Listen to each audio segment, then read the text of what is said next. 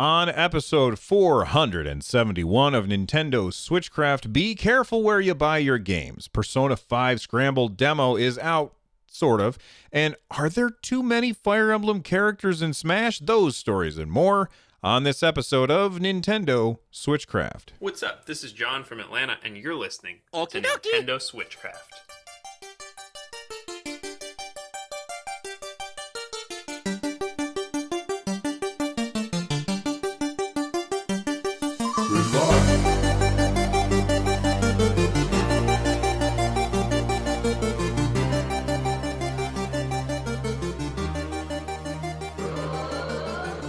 Hey everyone, welcome back to Switchcraft. It is brought to you live every Monday, Wednesday, and Friday. You can tune in live over at twitch.tv/runjumpstomp. On Saturdays, I record a bonus episode that is all about whatever you want me to talk about. Use the hashtag AskRJS on Twitter. That's ASKRJS, as in Ask Run Jump Stomp. ASKRJS on Twitter. Or join the community Discord server by joining or by heading on over to runjumpstomp.com/discord. This episode of Switchcraft is made possible by patrons like Gregory B. Get Switchcraft and my other content ad-free for as little as $1 by joining the Patreon over at patreon.com/runjumpstomp. All right. Before we get started, I want to thank everybody who has joined the mailing list. That list is growing very, very quickly, and I'm having a lot of fun writing the little blurbs and finding the gifts that go with the story. So if you haven't already joined yet, it's super easy to do. Go to runjumpstomp.com/mail and join today. It's the free video game newsletter. Comes out every couple of days and has some cool video game stories in it, along with some hilarious gifts. So make sure that you join up. And thank you to everybody who already has. All right, let's start off with this story from Vice, and it says here, the pursuit of cheap video games has been getting Switch owners banned. What? That seems like an inflammatory headline. Can't possibly be true. Well, I don't know. Maybe it is true. Let's find out. Let's hear what it says right now. It says that some Switch owners bought a code from a website called GameFlip. All right. Now, and GameFlip is essentially an online marketplace where anyone can sell codes and other digital items. And then shortly after buying said code on GameFlip, the customers discovered that Nintendo had banned their Switch account, which prevented them from accessing not only the game that they had just bought, but all previous purchases. They contacted Nintendo customer service department, and users were told there was nothing Nintendo could do about it. The company had little help to offer, and the bans stayed in place. Now, first off, if this is true, the idea that Nintendo would say there's nothing we can do, that's the instantaneous reaction of a low-level customer service representative. Like, they literally can't do anything. They don't have any power, any ability to do anything. So when they tell you that, the first thing that you should say is, can I speak to a supervisor? Don't be a jerk about it. Be nice. But just say, can I talk to your supervisor? I would like to escalate my ticket. So because they have very little power at that low level, their default response is just going to say that, sorry, we can't help you. Higher up, maybe they can. However, Vice has a source that spoke on condition of anonymity. That was hard to say. Because it's, against the rules to talk about Nintendo's internal processes. And here's what they said. There's this updated policy. After someone shows proof of attempting to dispute the original purchase and pursue a refund, Nintendo can lift the ban. All right, so here's what possibly happened. All right. The person who sold the key, they also said, hey, this is fraud. Somebody stole my key and then wanted to use it So now two people are fighting over the same key or something. And I guess Nintendo updated its fraud policy, and there's some internal documentation that says basically the user who sold the key then tries to regain access to their accounts and all the games that were purchased on it. However, they just banned the users and there was no recourse. So this can so if you want to get if you bought listen, first off, don't buy codes at these places like that. There's reputable sites or sites that I trust, sites like now I can't remember. It starts with an A. It's like one of the best video game sites on the internet because they always have some cheap stuff. What is it called? Somebody in chat, please help me. Humble Bundle. I got it before they told me. Humble Bundle, not Amazon Vaxxer. Humble Bundle is a great site, but Humble Bundle doesn't take codes from just some schmo down the street that's like, hey, I got a code for this game. I'm going to sell it to you. Like, that's not okay. That's not how it works. They get codes from Nintendo or they get codes from the publishers, and then they sell them at a really cheap a really cheap price. Joel Mead is saying cdkeys.com. I think that he's probably trolling me. I'm going to hover over it and it's not doing anything. So I'm guessing it's not right. Anyway, let's go back to the story.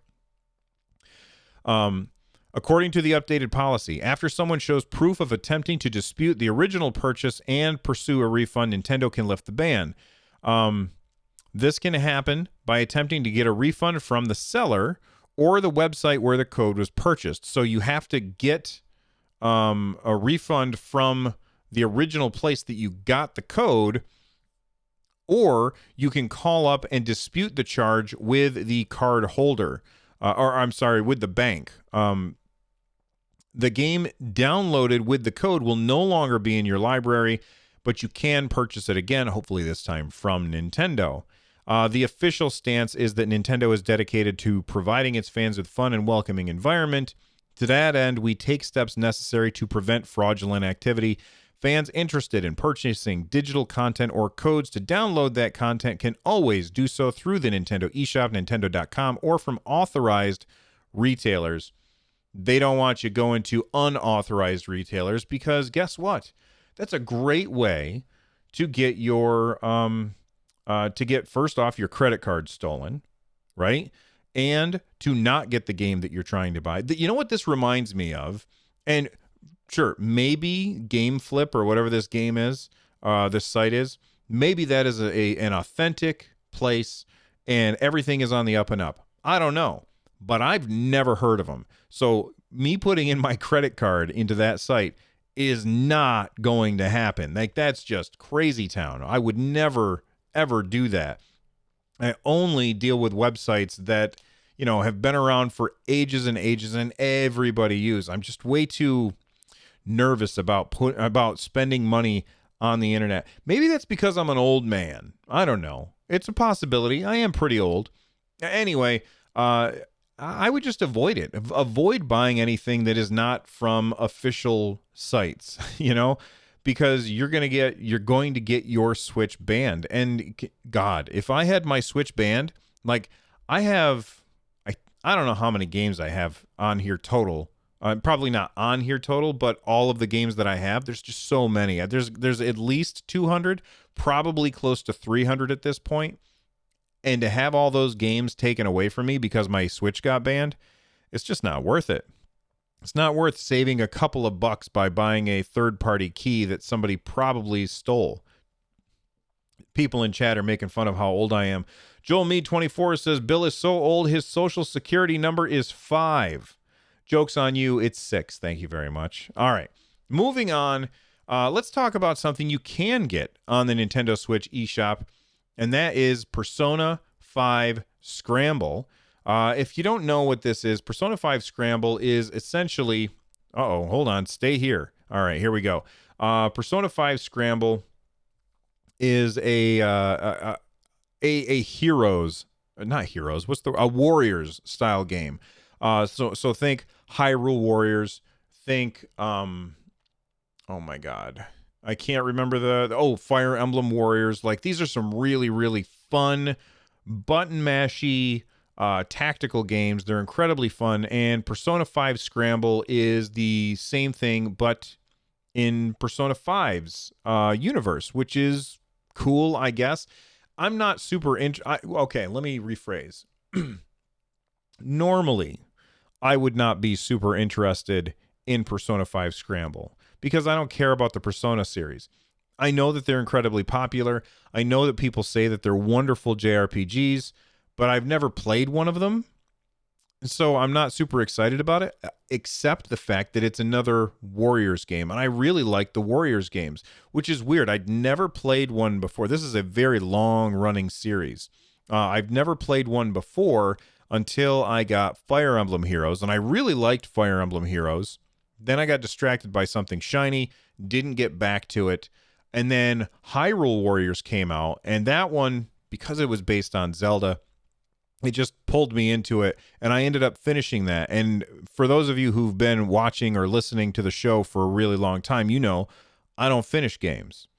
So it must be really, like, Hyrule Warriors must be pretty phenomenal for me to finish it, and it is. It's an amazing game.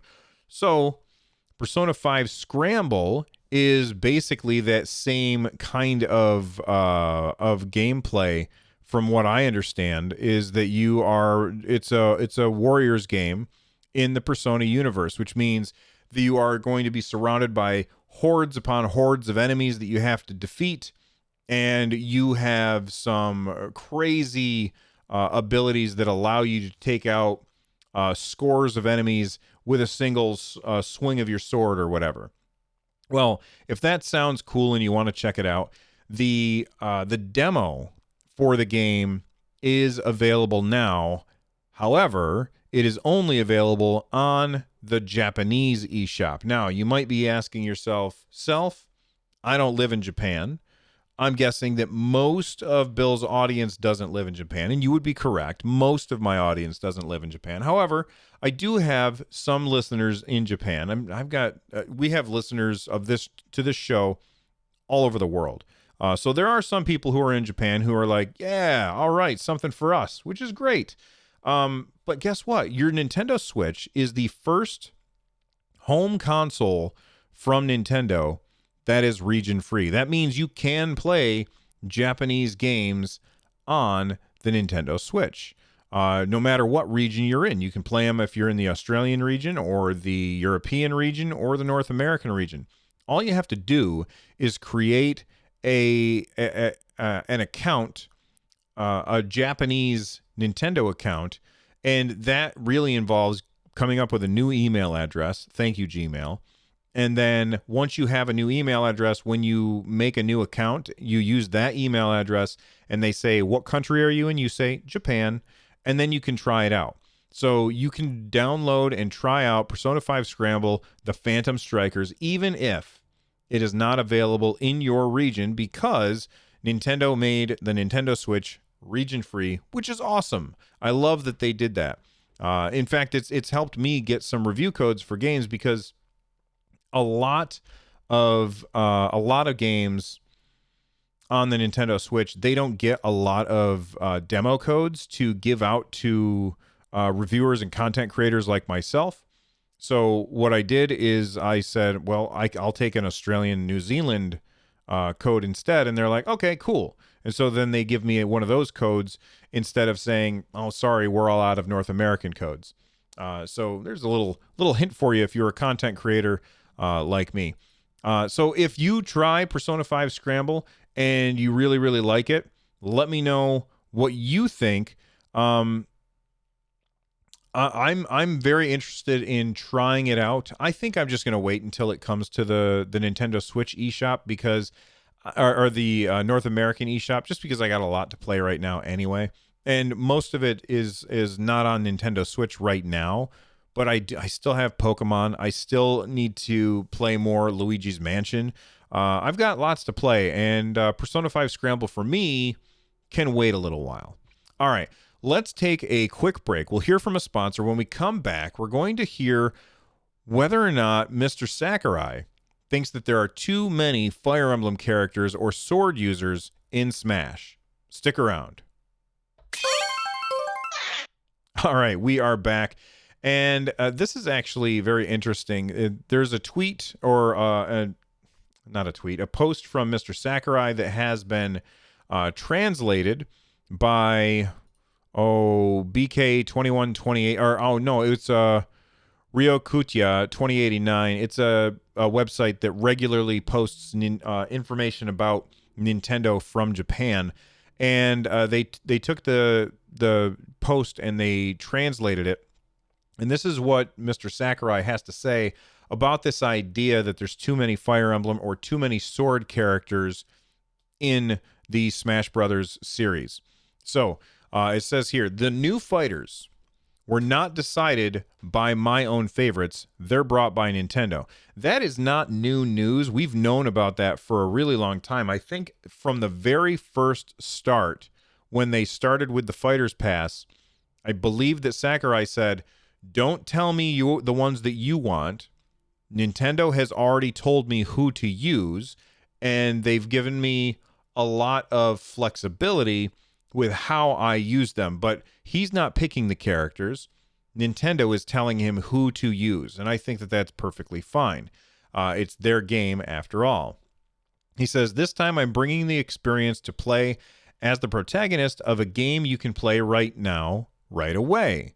So I tried to start working on a title where the original game was still in development. So he went to Nintendo and he says, do you have games that are still in development? I want to make sure that we can like cross promote, between two games. And Nintendo said, yes, I do.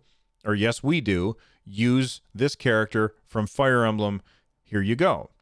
So here's what Mr. Sakurai continues to say. He says, I understand as well there are too many Fire Emblem characters and also too many sword users. Now, I don't know. Translating between English and Japanese is not like super exact. Like it's difficult, and that's, why I don't do it. So this translation may be like a literal translation of what he said, but it may not be the essence of what he said. And so the way I read this, and a lot of people are saying that Mr. Sakurai is saying, yeah, there's too many. But the way I read it is, I understand that you feel that there are too many Fire Emblem characters and too many sword users. Like, that's how I read that statement. That's not the literal translation, and I can't translate it better than anybody else. That's just how I'm guessing. If I were to guess, that's what I'm thinking. But anyway, he says, but it has been decided like that, so I just proceed as it is. Nintendo tells me what to do, and I do it because it's their intellectual property. Makes sense. You do what your job is. You do what your bosses tell you to do. He says there are other things I must think about more. And then he says, since there are so many sword users, I bring in tactics exclusive to each fighter. And I have to say that this part I really agree with Mr. Sakurai on this, in that each character, yes, there's a lot of Fire Emblem characters, and sure, Roy and Marth feel very, very similar, but the rest of them, they feel fairly unique. Yeah, they have a sword. Yeah, they all kind of look the same, and that's really my biggest issue with it, is they all kind of look the same. But overall, I feel like each Fire Emblem character plays very differently from the others for the most part. I really think that that's fair for him to say. So at the end of the day, is it a big deal that there's a bunch of characters from Fire Emblem? Not really. And have I complained about that? Yes, because I would like more representation from other parts of the video game industry. But at the end of the day, Mr. Sakurai is doing what Nintendo tells him to do. On top of that, he is also making sure that, yes, they're all Fire Emblem characters, and yes, they're sword characters, but they feel and play differently from each other. So does it really matter that they're Fire Emblem characters?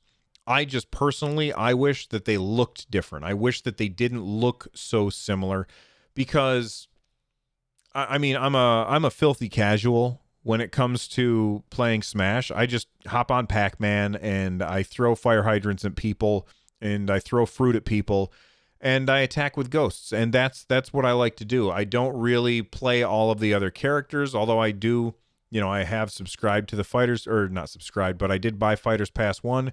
I will probably buy Fighters Pass 2 just to try out those characters because I want to support a game that I really, really like.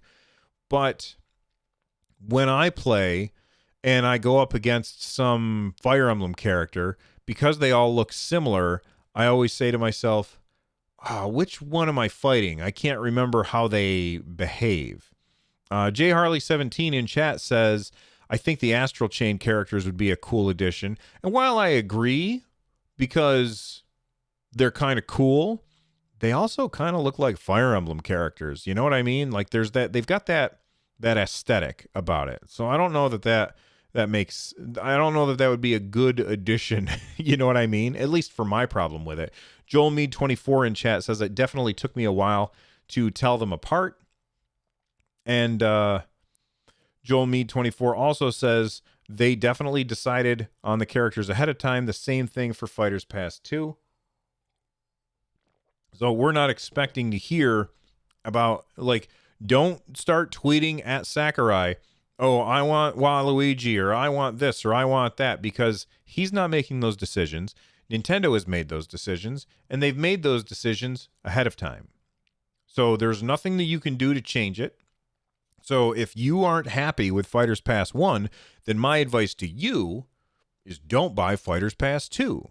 If you are happy with Fighters Pass 1, then by all means buy Fighters Pass 2, or just wait, find out what comes later, and you can buy the characters one at a time if you really want to.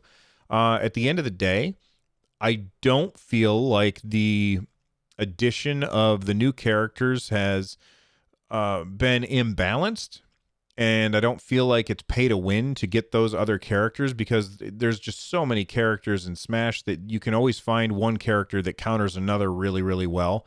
I know in Smash for Wii U and Smash for 3DS that Bayonetta was incredibly powerful, and the meta favored playing as her. But I feel like as a casual person, when it comes to these games, I feel like the balance is pretty good on Smash. It's not to say that you can play any character and always win, but you can find a character that plays the way that gels with your style, and you should be able to do pretty well. And you should be able to win about half the fights that you fight, especially if the ranking system and the matchmaking system work pretty well, which in my opinion they do. Now, if they could just make people use Ethernet instead of Wi-Fi, that would be really, really cool. All right. I want to talk about this game. It looks really cool. I haven't bought it yet. I'm on the fence about buying it. I've got a lot to play right now, but Dark Crystal, the Age of Resistance Tactics, which is basically a tie-in with the recent Netflix series, is now out, which is kind of weird because the Netflix series came out, it feels like ages ago. I think it was actually last September or something like that.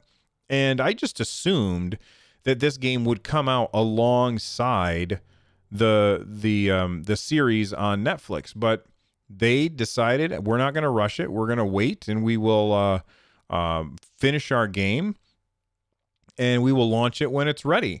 And I think that was a very good thing to do, because that allowed them to make sure that their game was ready. I don't know. I haven't played it. I don't know if it's fantastic. I don't know if it's terrible. But they could have rushed this in order to meet a deadline and shipped a broken game. I have no idea if this game is broken or not. But the fact that they took their time and did not launch it at the same time as the series on Netflix, I think that's commendable. If you are curious what exactly kind of game, what kind of game is it? Well, it from what I've seen, it's very reminiscent of Final Fantasy Tactics. And when I say that, a whole lot of people sit up and pay attention suddenly. They're like, "Whoa, really? Final Fantasy Tactics. That's just from watching the video. That's not from playing it. That's just from what I see in the video. It reminds me of what I've seen in Final Fantasy Tactics, and I think that a lot of people, that would be enough to get them to pick it up. It's $19.99 on the Nintendo Switch eShop. I have not played it. It is a single-player game, and it came out yesterday on the Nintendo Switch. 5.1 gigabyte install file size.